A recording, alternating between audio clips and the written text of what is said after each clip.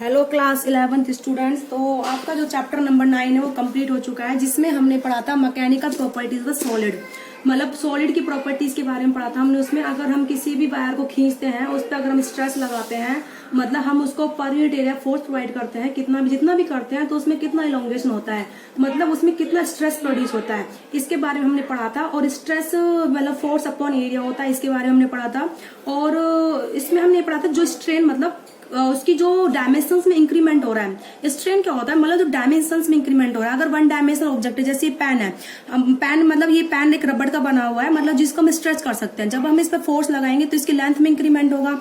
तो मतलब और अगर कोई सरफेस ऑब्जेक्ट है, कोई जैसे शीट है, ये स्ट्रेच होने वाली, हम इसको खींचते हैं तो इसके एरिया में कितना इंक्रीमेंट हुआ है। और या फिर कोई वॉल्यूमेट्रिक चीज है, जैसे बैलून, उसको हम प्रेस करते हैं तो उसके वॉल्यूम में डिक्रीमेंट हुआ है। तो इस चीज को हम बोलते हैं कि उसके डायमेंशंस में कितना चेंज हुआ है। तो उसको हम रिप्रेजेंट करते हैं स्ट्रेन से। किससे रिप्रेजेंट करते हैं बेटा हम उसको? स्ट्रेन। तो स्ट्रेन हमारे एक तो पढ़ा था हमने लॉन्गिट्यूडनल स्ट्रेन, दूसरा हमने पढ़ा था वॉल्यूमेट्रिक स्ट्रेन। ठीक है, लॉन्गिट्यूडनल वाले में लेंथ में डायमेंशन में चेंज होता है, और वॉल्यूमेट्रिक वाले में वॉल्यूम वगैरह में चेंज होता है। तो ये सब हमने पढ़ा था उस चैप्टर में लास्ट में। और कोई भी बॉडी अगर इलास्टिक है या फिर प्लास्टिक है, उसके बारे में हमने कर्व के बारे में पढ़ा था। अगर हम कितना उसको खींचे, कितना उस पर हम प्रेशर फोर्स लगाएं, स्ट्रेस लगाएं, मतलब कि वो अपनी ओरिजिनल शेप में वापस आ जाए। फिर उसको अगर वो ज्यादा खींचेंगे तो अपनी ओरिजिनल शेप में वो वापस नहीं आएगी, जिसमें हमने ब्रेकिंग पॉइंट पढ़ा था, यील्ड पॉइंट पढ़ा था। ठीक है, और परमानेंट सेट के बारे में पढ़ा था। ये सब हमने उस ग्राफ में पढ़ा था। अब जो हमारा ये चैप्टर नंबर 10 है, वो अब तो चैप्टर नंबर 9 हमने सॉलिड की प्रॉपर्टीज के बारे में पढ़ा। अगर हम सॉलिड में फोर्स लगाते हैं या फिर स्ट्रेस लगाते हैं, किस तरह से वो इंक्रीमेंट होंगे उनके डायमेंशन में, किस तरह से उसका साइज एंड शेप बढ़ेगा। ठीक है, अब जो ये वाला चैप्टर नंबर 10 है, इसमें हम जो पढ़ेंगे मैकेनिकल प्रॉपर्टीज ऑफ फ्लूइड के बारे में पढ़ेंगे। अगर हम फ्लूइड में क्या, फ्लूइड क्या होता है बेटा? Mixture of air and liquid, उसको हम क्या बोलते हैं? फ्लूइड बोलते हैं। ठीक है, मैकेनिकल प्रॉपर्टीज ऑफ फ्लूइड्स, या फिर इसको हम लिक्विड बोल सकते हैं, मैकेनिकल प्रॉपर्टीज ऑफ लिक्विड भी बोलेंगे। ठीक है, तो लिक्विड यानी कि लिक्विड मतलब जो भी लिक्विड ऐसे लगा लो, अगर हम किसी भी बर्तन में उसको डालते हैं, किसी भी कंटेनर में, तो वो उसी की शेप ले लेता है। हाँ, इसके बारे में हमने पढ़ा था। तो सबसे पहले इसमें जो टॉपिक स्टार्ट होता है बेटा आपका होता है प्रेशर, कि व्हाट इज प्रेशर। लिक्विड के केस में हम प्रेशर के बारे में डिस्कस करेंगे कि प्रेशर क्या होता है। तो कोई भी लिक्विड है जिसको भी हम किसी वेसल में प्लेस करते हैं, तो वो चारों प्रेशर लगाता है अपने उस बर्तन में। जैसे ये तुम्हारा ये कोई बर्तन है, इसमें हमने ये लिक्विड फिल कर दिया। ठीक है, तो ये जो लिक्विड है इस बर्तन की दीवारों पर, इस वेसल्स की जो दीवारें हैं, ये जो है इसकी बॉर्डर, उस पर ये प्रेशर लगाता है। इसका बेस्ट एग्जाम्पल क्या है? आप इस बर्तन में छोटा सा छेद कर दीजिए, क्या कर दीजिए? छोटा सा होल कर दीजिए, तो उसमें से बाहर पानी आएगा। ठीक है, और जब आप फिंगर लगाओगे तो बाहर पानी आता है, वो अच्छे प्रेशर से आता है, ऐसा नहीं है ऐसे इस तरह से पैराबोलिक शेप भी वो फॉलो करता है। जब आप उस होल पर अपनी उंगली लगा लोगे तो आप देखोगे आपकी उंगली पर एक बाहर की तरफ फोर्स लगेगा, बाहर की तरफ उंगली पर। मतलब उसमें क्या है, वो फोर्स क्या होता है? जो लिक्विड एक्सर्ट करता है कंटेनर्स की वॉल्स पर, वही होता है। वो जो जिस कंटेनर में हम लिक्विड प्लेस करेंगे उसकी दीवारों पर जो फोर्स लगता है, वो लिक्विड फोर्स लगा था, वही हमारी उंगली पर लगता है, क्योंकि हमारी उंगली उस होल पे टच हुई पड़ी है। तो मतलब इससे हमें क्या क्लू निकलता है? कोई भी लिक्विड अगर हम फिल करते हैं किसी बर्तन में, तो वो क्या एक्सर्ट करता है बेटा? वो प्रेशर एक्सर्ट करता है। ठीक है, आई होप आपको इतना समझ में आएगा जो मैं बता रही हूँ। अब इसी में हम जो पढ़ेंगे आगे, ये पढ़ेंगे कि प्रेशर को डिफाइन करेंगे कि प्रेशर क्या होता है। ठीक है, तो सबसे पहले हम थ्रस्ट के बारे में पढ़ेंगे। थ्रस्ट क्या होता है? Total force exert by the liquid on any surface. जितना फोर्स वो टोटल लगा रहा है किसी भी लिक्विड की सरफेस पे, उसको हम क्या बोलते हैं? थ्रस्ट। अब थ्रस्ट पर यूनिट एरिया, उसको हम क्या बोलते हैं? प्रेशर। बोले बात समझ में आ गई? तो थ्रस्ट आपको ये मैं इसको साइड में लिख दूंगी चाहे एज ए डेफिनेशन। ठीक है, तो प्रेशर क्या होता है? द थ्रस्ट कुछ भी नहीं बेटा, एक फोर्स है। ठीक है, मैं अभी थ्रस्ट भी यहाँ डिफाइन कर दूंगी। The thrust exerted by liquid, the thrust exerted by liquid, ठीक है, per unit area. The thrust exerted by liquid per unit area of the surface in contact with the liquid, in contact with the liquid is called pressure। उसको हम क्या बोलते हैं बेटा? Pressure बोलते हैं। ठीक है, जिस भी बर्तन में ये प्लेस है लिक्विड, तो उसकी दीवारों पर जो फोर्स लगता है, लिक्विड जो लगाता है, तो उसको पर यूनिट एरिया, उस फोर्स को क्या बोलते हैं? प्रेशर। ठीक है, तो प्रेशर हो गया यानी कि अब मैं आपको यहाँ पे थ्रस्ट को डिफाइन कर देती हूँ साइड ब्रैकेट में, ठीक है, कि थ्रस्ट क्या होता है।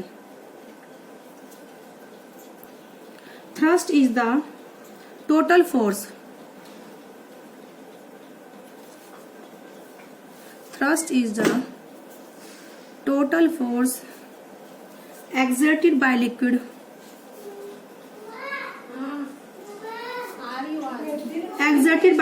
on any surface in contact with it,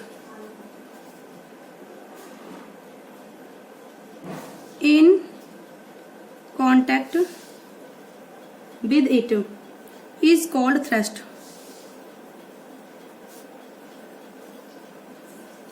of liquid.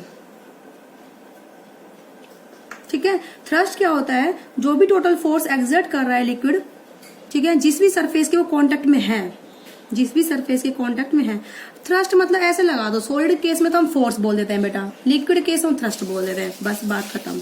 ठीक है, तो लिक्विड जो इस सरफेस, जो बर्तन की सरफेस पर जो फोर्स लगा रहा है, उसको हम, उसी फोर्स को हम क्या बोलते हैं, थ्रस्ट। सॉलिड केस में हम उसको फोर्स ही रहने देते हैं, लिक्विड केस में हम उसको थ्रस्ट का नाम दे देते हैं। डिफरेंस बस इतना आता है। ठीक है, तो प्रेशर हमने क्या बोला है, थ्रस्ट एक्सर्टेड बाय लिक्विड, ठीक है, पर यूनिट एरिया। मैंने आपको अभी बताया थ्रस्ट क्या है, फोर्स है एक तरह का, जो कि लिक्विड लगाता है किसी भी वेसल्स की वॉल्स पर। ठीक है, तो फोर्स पर यूनिट एरिया। तो एफ क्या है यहाँ पर, एफ इज थ्रस्ट, एफ क्या है बेटा यहाँ पर, थ्रस्ट है एफ यहाँ पर। ठीक है, और ये ए क्या है बेटा, एरिया है। ओके, तो प्रेशर हो गया फोर्स पर यूनिट एरिया। ठीक है, तो यूनिट ऑफ प्रेशर क्या हो जाएगी, फोर्स की तो होती है न्यूटन और एरिया की होती है मीटर स्क्वायर। तो यूनिट क्या हो जाएगी फॉर प्रेशर की, न्यूटन पर मीटर स्क्वायर। तो unit of pressure is Newton per metre square. ठीक है, आप इसको लिख लीजिए, unit of pressure is the Newton per metre square. ठीक है, दैट इज अ यूनिट। आप इसको, या फिर इसका दूसरा नाम क्या है, it is also called pascal. तो 1 न्यूटन मीटर स्क्वायर को हम क्या बोलते हैं, पास्कल बोलते हैं। ठीक है, तो it is also called pascal, यानी कि 1 newton metre square. It is का मतलब हुआ यहाँ पर 1 न्यूटन पर मीटर स्क्वायर। इसको हम क्या बोल देते हैं बेटा, pascal. 1 newton per metre square को इज कॉल्ड पास्कल। ओके, तो 1 newton per metre square is called the pascal. अब इस तरीके से बोलता है कि अगर कोई भी, जैसे अब मैं इसको आपको एक थोड़ा सा और आइडिया देती हूँ। इसमें हमारा क्या वेसल है, ठीक है, तो इस वेसल में क्या रखा है, वाटर प्लेस है। तो इस तरीके से ये वाटर प्लेस है, मान लो यहाँ पर भी कोई भी हमने पॉइंट ले लिया। ठीक है, इस लिक्विड में जस्ट सेकंड फॉर एक सेकंड बेटा, आप कमिंग, एक सेकंड।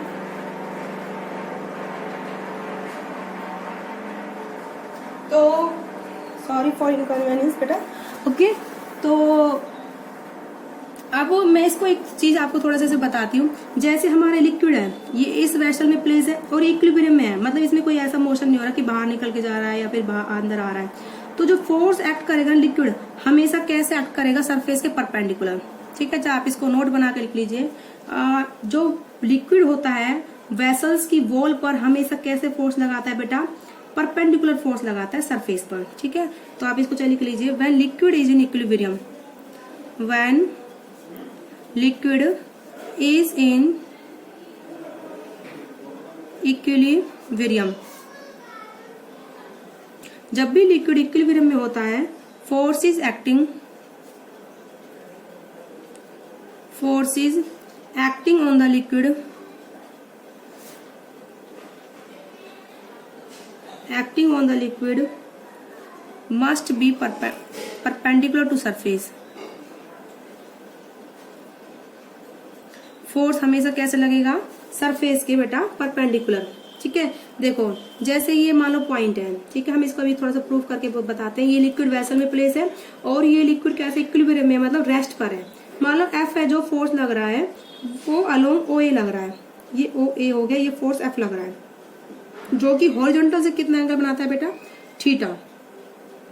ठीक है, तो इस फोर्स का कितना कंपोनेंट आएगा हॉरिजॉन्टल में, तो कितना आएगा, एफ कोस थीटा, और वर्टिकल में डाउनवर्ड कितना आएगा, एफ साइन थीटा। क्योंकि जहां से थीटा बनता है वेक्टर का, वहां तो कोस कंपोनेंट आता है, उससे परपेंडिकुलर वाले में क्या आता है बेटा, साइन कंपोनेंट। अब ये लिक्विड रेस्ट पर है, मतलब कोई फ्लो नहीं है, तो यानी कि हॉरिजॉन्टल कंपोनेंट कितना होगा बेटा 0, क्योंकि लिक्विड में कोई फ्लो नहीं है। अगर फ्लो होता तभी तो ये फोर्स का कंपोनेंट होता है एफ कोस थीटा, तो ये तो 0 हो गया।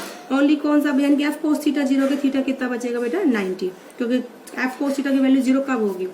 तो आप लिखो इसको, लिखना क्या, इसको मैं आपको वैसे ही समझा देती हूँ। इसको आप प्रूफ कर लो, इसको चाहे प्रूफ में लिख लीजिए आप इसको, ठीक है। प्रूफ कैसे करोगे, liquid in container is in equilibrium. Equilibrium का मतलब यही होता है बेटा कि जो ऑब्जेक्ट है या फिर कोई वाटर है इस टाइम वो कैसा है बेटा, रेस्ट पर है, ठीक है। तो force F break in 2 components,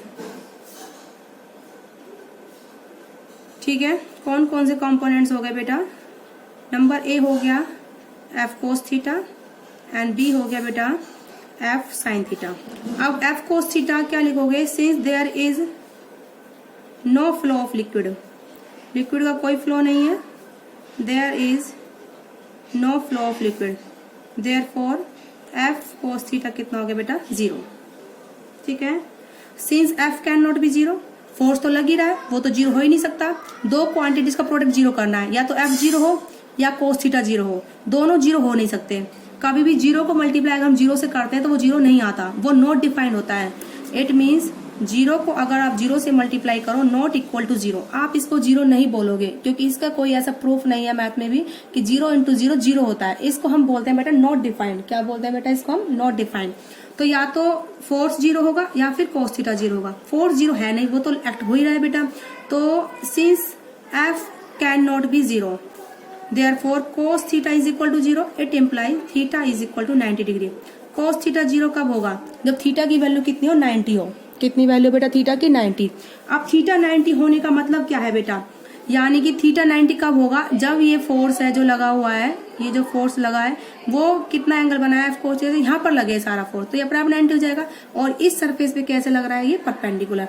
बेटा देखो इधर ये थीटा 90 कब होगा, जब ये फोर्स वाला वेक्टर इधर आ जाए तो ये अपने आप एंगल 90 का बन जाएगा यहाँ से तक। इट मीन्स जो फोर्स लग रहा है कैसा लग रहा है, perpendicular to the surface. It means force F act perpendicular to surface. बोलो ये बात समझ में आ गई। तो लिक्विड कैसे लगाता है फोर्स, परपेंडिकुलर लगाता है सरफेस के। ओके, अब हम इसकी एप्लीकेशन बताते हैं डेली लाइफ में कि क्या क्या एप्लीकेशंस है। मैं बस इसमें से एक एप्लीकेशन लिखूंगी या 2, लेकिन समझाऊंगी मैं आपको सारी, ठीक है। तो एप्लीकेशन ऑफ प्रेशर,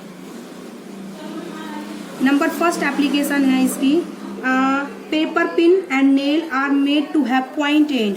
जो चोभे, जिनको हम हिंदी में चोभे बोलते हैं, ठीक है, पेपर पिन्स, या फिर वो आगे से बिल्कुल ऐसे होती हैं, बहुत ही कम एरिया होता है उनका आगे से, इस तरीके से बहुत शार्प होती है आगे वाला। क्योंकि जो एरिया कम होगा, जिस भी सरफेस पे हम फोर्स लगाएंगे तो प्रेशर क्या होगा बेटा, प्रेशर होता है फोर्स अपॉन में एरिया, एरिया कम तो प्रेशर ज्यादा, ठीक है।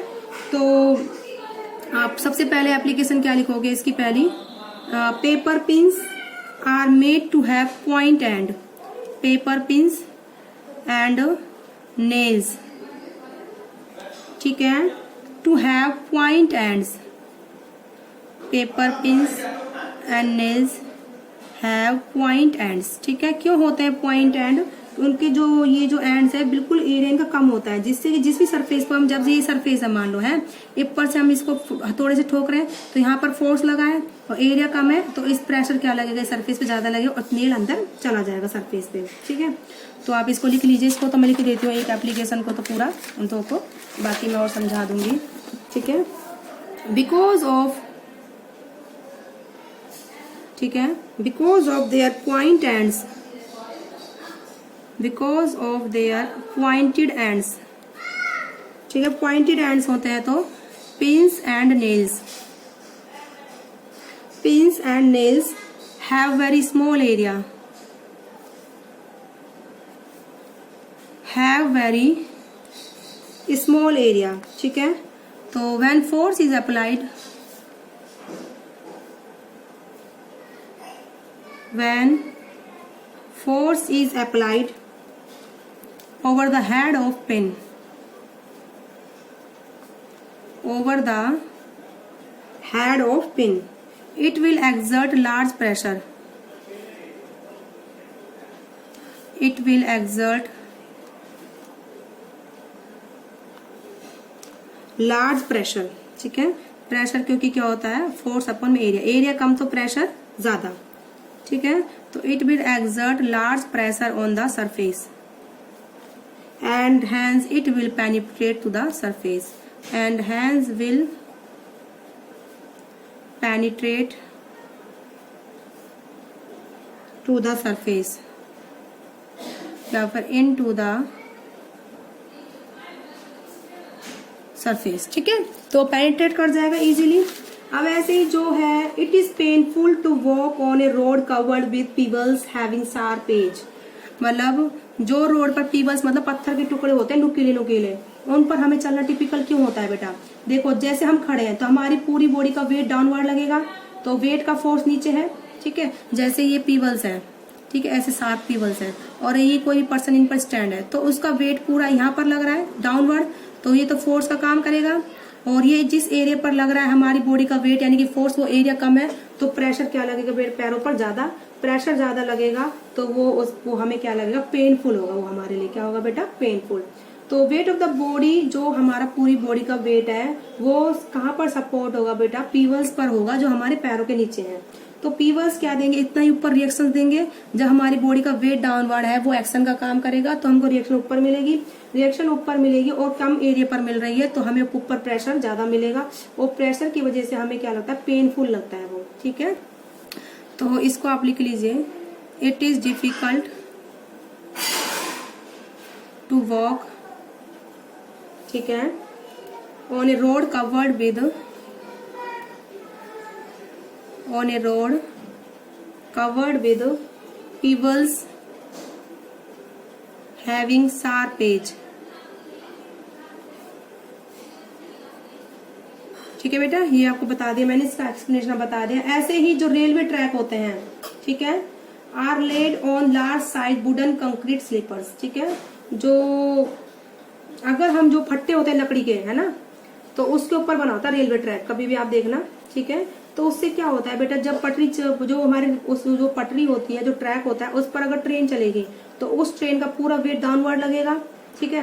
अगर ये जैसे ट्रैक बने होते हैं, जो इस तरीके से ट्रैक होते हैं, तो उनके नीचे लकड़ी के फट्टे ऐसे लगे होते हैं नहीं लगे होते हैं ना, है। तो अब जब ट्रेन चलेगी इसके ऊपर, मान लो ये लकड़ी के फट्टे नहीं है तो ट्रेन का पहिया यहाँ पर है, तो पूरा जो वेट है वो छोटे से एरिया पर लगेगा नीचे, तो ये पटरियां क्या बेटा, डिप्रेस हो जाएंगी, ठीक है। तो पटरियां मुड़ जाती है उससे। लेकिन इससे क्या होता है, जब हम फट्टे लगा देते हैं तो वो पूरा ज्यादा एरिया पर जा रहा है, वही फोर्स ट्रेन का वेट, जो ट्रेन का वेट है उसका फोर्स नीचे लगेगा ना, वो ज्यादा एरिया पर जा रहा है, तो ये डिप्रेस नहीं होंगी, मतलब वो जो रेल की जो पटरियां हैं वो फिर डिप्रेस नहीं होंगी नीचे, ठीक है, आराम से वो चलेंगी इस तरीके से। ऐसे ही जब मिट्टी पर चलना हो हमें, तो अगर हम लकड़ी का फट्टा बिछा दें तो जल्दी चला जाएगा। तो when we walk on a sand by placing wooden plank on the sand we can walk easily। मतलब अगर हम मिट्टी पर चलना है, जैसे यहाँ पर मिट्टी बिखरी हुई है, ठीक है, तो मिट्टी अगर हम वैसे चलेंगे तो हमसे नहीं चला जाएगा, लेकिन हम लकड़ी का फट्टा रख देंगे ऐसे करके और फिर उस पर चलेंगे तो बेटा क्या होता है, जैसे हम कोई बॉडी है वो नीचे खड़ी है इस पट्टे पर, तो उस बॉडी का वेट क्या है, ज्यादा एरिया पर लग रहा है, तो वेट ज्यादा एरिया पर है तो एरिया ज्यादा है। अब वो फट्टा है क्या देगा, ऊपर रिएक्शन देगा, रिएक्शन, लेकिन अब वो एरिया क्या है जिस पर रिएक्शन मिल रही है वो ज्यादा एरिया पर मिल रही है, तो हम क्या है आराम से चल पाते हैं। देखो बेटा क्या होता है, अगर हम मिट्टी पर चलते हैं वैसे तो हमारे पैर मिट्टी में फंस जाते हैं, ठीक है, क्योंकि हमारी बॉडी का जो वेट है वो सिर्फ पैरों पर ही लगता है, तो पूरा वेट नीचे लगता है, तो हम मिट्टी हमारे पैर धंस जाते हैं। जैसे मिट्टी बिखरी हुई है इस फर्श पर और कोई बंदा चल रहा है, ये उसके पैर है, तो उस बॉडी का वेट पूरा उसके पैरों पर होता है, तो फोर्स ज्यादा है तो मिट्टी में धंस जाते हैं वो पैर। लेकिन जब हम क्या करते हैं, वुड का ब्लॉक लगा दें तो वही जो हमारी का बॉडी का वेट है वो ज्यादा एरिया पर जाएगा, तो बॉडी के जो वेट का प्रेशर है नीचे वो क्या होगा, ज्यादा एरिया पर जाएगा, तो प्रेशर क्या हो जाएगा बेटा, कम हो जाएगा, क्योंकि प्रेशर होता है फोर्स अपन में एरिया। बॉडी का वेट तो फोर्स का काम करेगा, वो तो डाउनवर्ड है, लेकिन वो ज्यादा एरिया पर जा रहा है तो उसका प्रेशर क्या होगा बेटा, क्या होगा, नीचे कम होगा। फोर्स ज्यादा है, एरिया कम है, एरिया कम तो प्रेशर सॉरी एरिया ज्यादा हो जाएगा वुड को लगा के, जिस पर फोर्स पड़ रहा है एरिया ज्यादा तो प्रेशर कम मिलेगा, तो हमारे पैर मिट्टी में नहीं धसेंगे। तो इस तरीके जो एप्लीकेशंस है, हमें क्या है जब हम मिट्टी पर वैसे ही चलते तो हमारे पैर नीचे धंसते हैं, लेकिन वुडन का ब्लॉक लगा देते हमारे पैर नीचे नहीं धंसते और आराम से चल पाते हैं। ठीक है, वो सिर्फ इस चीज का फर्क है, जब हम वैसे चलते हैं तो हमारी पूरी बॉडी का वेट पैरों पर आता है और फोर्स नीचे डाउनवर्ड कम एरिया पर लगता है तो प्रेशर ज्यादा। लेकिन फट्टा लगा देंगे, वही बॉडी का वेट ज्यादा एरिया पर होगा, ज्यादा एरिया होगा तो नीचे प्रेशर क्या लगेगा, कम लगेगा, हमारे पैर नहीं धसेंगे मिट्टी में। तो आज की वीडियो में इतना ही बेटा, नेक्स्ट वीडियो में हम आपको पास का ला कराएंगे। ओके बेटा।